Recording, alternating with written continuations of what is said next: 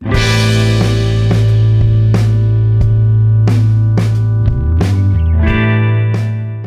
guys, I want to talk to you about how I can create multi-panel stitching using just an iPhone and Photoshop.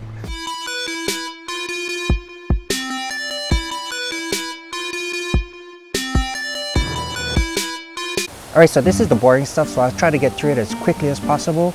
I'll try to do it in one breath.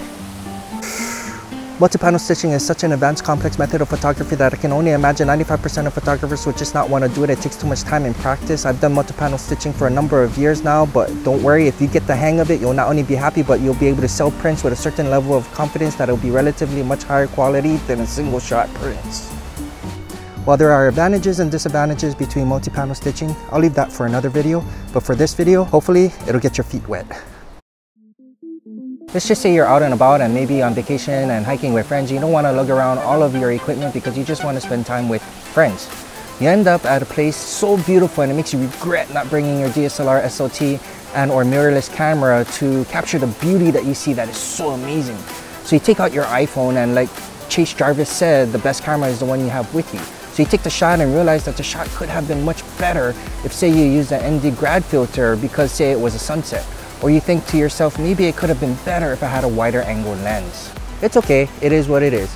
However, until one day you want to print this image and hang it on your wall. Wouldn't that be awesome? Unfortunately though, at 12 megapixels, it would be too difficult to print anything above 1080 by 860 natively. And that's without cropping. So we're here now with the waterfall as our background, and I want to show you how to do a multi-panel stitch with your iPhone. Because my iPhone does not shoot RAW, using the built-in application for panoramas would suffice as it processes it as JPEG anyway. However, for the purpose of this video, so it can be done with any camera that may or may not have panel software, the theory and the method will still apply. Because the iPhone sensor is about a 7-time crop factor and the lens is roughly 4mm with a fixed aperture of f2.2, it'll roughly equal to about a 30mm on a full frame at f16, which will give you a hyperfocal distance at about 6 feet, which is going to be important, so keep that in mind. Okay guys, so now that the boring stuff is done, we can start with our multi-roll panel stitch tutorial. It's going to be a real easy one, so hopefully you can follow. And again, all you'll need is something like an iPhone or any kind of camera for that matter, and of course Photoshop or some sort of software that can stitch. So basically what a panorama is a sweep of images that are normally taken vertically like this. What you want to do as a beginner is start this way, vertical, in a vertical fashion, and then that way you can keep the height while making the width much longer. So we'll use a built-in app, and what you want to do is, because of the parallax issue, your lens is going to be right here. What you want to do is pivot on your finger this way, as steady as possible. Obviously, I'm holding my phone above water. I'm literally standing in water, and I have my A99 recording this video, so it makes it pretty difficult. So please just hang in there with me. So you start from the left, and you just simply turn it. Easiest way is to pivot on your finger all the way until it says it's done, keeping it as steady as possible, and then you have your panel. So this was the panel that was created within the iPhone software. What we'll do is the manual way of panoramas and stitching it in Photoshop, not manually, but actually using the built-in software. What we'll do is we'll simply look at what we want to capture. So say you want to capture from this area over here all the way through this area here. Just a regular standard panel stitch. Again, you're out hiking with your friends, you see something beautiful, you take one single shot like this. Awesome, right? But you want to do a little bit more. So what you want to do, and keep in mind that as a beginner, what you want is about 1/3 of the image overlapped with the previous image. So what does that mean? Simple. So we'll take a shot here, we'll move it, take a shot here, we'll move it, take a shot here, so on and so forth until you're satisfied. Keeping in mind that the lens should stay pivoted within this area as best as possible. Hey guys, so we brought the photos back to the office and we're gonna load it up here in Photoshop CC. We want to go to File, Automate, and then Photo Merge. From here, you're gonna have a Photo Merge pop-up window. And on the left hand side, you're going to see layout. It's just safe to select auto for now. Later on, if you want to select the different other types of layouts, you can. And you want to select blend images together and vignette removal. From here, you want to click on Browse, and then the Browse window will pop up. And then you want to select the images that you just took, and then click on Open. From here, you press OK. And the reason why you want to click on Vignette Removal is simply because if you have any vignetting, Photoshop will do its best to remove it before stitching. So this is going to be the stitch process, and we're just going to let Photoshop do its thing. So we'll just fast forward through it. All right, so cool. So Photoshop then stitched your panorama together. And as you can see, all panoramas and any kind of stitch that you do is going to have these crooked lines and gaps and you know, spaces where there's actually no pixels. So all you need to do is select your crop tool, bring it in. I like to just bring it into where the pixels end up or start falling off, and then you hit the enter button, and then now you have your panorama. Once you're satisfied with this panel, then you can right click on your layers and then just go flatten image.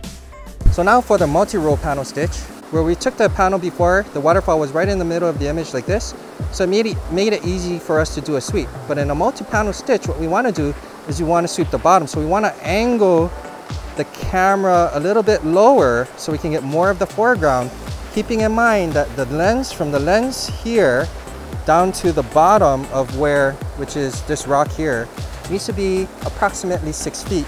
So let's try this. So we're going to do a sweep on the bottom, and we're going to just tip it down, and we're going to take a shot, and again, you just want about 1/3 overlap of the image. Okay, just like that.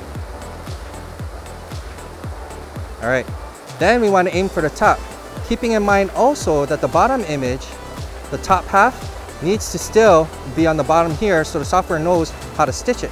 So now we'll go a little bit higher here, take the shot, shot. Oh, my finger was in that one. No worries. Hey guys, so we're gonna do the exact same thing we did with the first image, and we're just gonna go to File, Automate, and then Photo Merge. And then from here, a Photo Merge window will pop open. And then of course, you're gonna have your layout on the left-hand side, which is you're gonna click on Auto, Blend Images Together, and Vignette Removal. We're gonna click on Browse. The only difference is now we have practically double the amount of files that we're gonna have to import. So that's fine because we did a stitch on the bottom and stitch on top.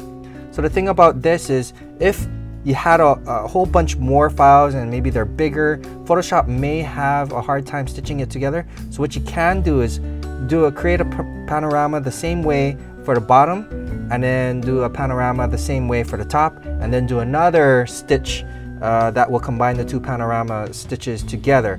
But that's only if Photoshop has a hard time stitching all the images at once. But I think in this case, it shouldn't be too hard. It should actually be pretty simple for Photoshop to be able to stitch all these files together.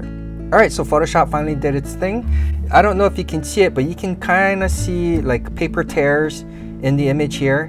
And that's basically just Photoshop showing you where it actually combined the images together. So if you kind of zoom in, they kind of disappear. So in any case, the first thing I wanted to mention was in the beginning when I had to give you the technical details from the very start, there's this thing called hyperfocal distance. And what you have to ensure is that if you're going to create multi-panel stitches, what's going to happen is you're going to be a lot closer to the actual image for the composition that you're trying to get. What that means is that you're going to need to be, in this case, 6 feet from your focal point onward will be in focus. Therefore, this area here, let me mark it. So again, we're just going to right click and we're going to go to flatten image. And then let me just show you. So this rock over here, this actually needs to be 6 feet away, and this is where your focal distance or your hyperfocal distance would be. So if you were 6 feet away and you were focused on this rock, everything after this rock would be in focus. So that's why it's important to know what your hyperfocal distance is. And basically what you have here is a beautiful stitch that Photoshop was able to create. And again, all you want to do is get your crop tool and crop it in to where the pixels fall off. And what I mean by that is when there's no pixels, dead pixels, or whatever you want to call it. Now the reason why there's a square or a blank space on this side is simply because I didn't take the picture there, and that was my fault. It's user error. So when you do your top sweep, so let me just show you. When you do your top sweep up here and then your bottom sweep down here, you got to make sure that your top sweep is equal to your bottom sweep. Okay, so that's simple enough.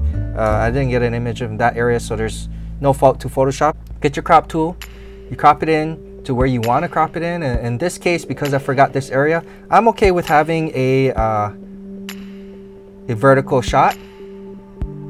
So other than the fact that you can go as wide as you want and as high as you want in a multi-panel stitch, or in other words, just stitching, is the actual image size or the image resolution. So if we go to image, and then we'll go to image size, and then we'll go to pixels, we got 5,358 on the width and 5,806 on the height, which will equal to a whopping 31.1 megapixels.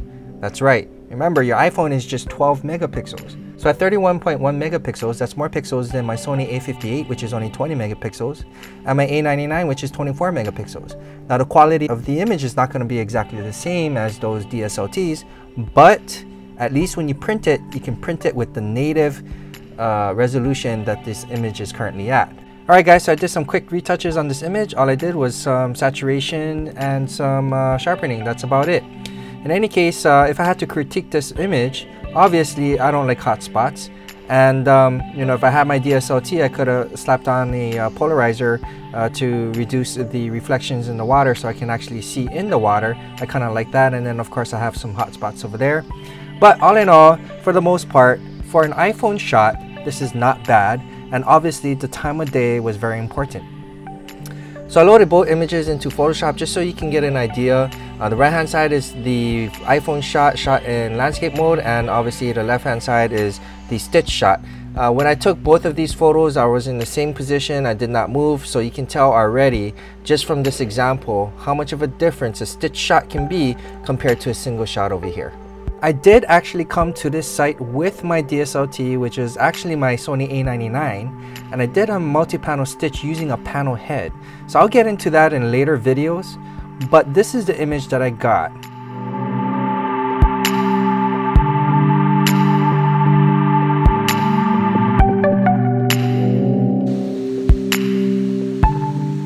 In any case, the stitching, the methodology, the theory will all be the same.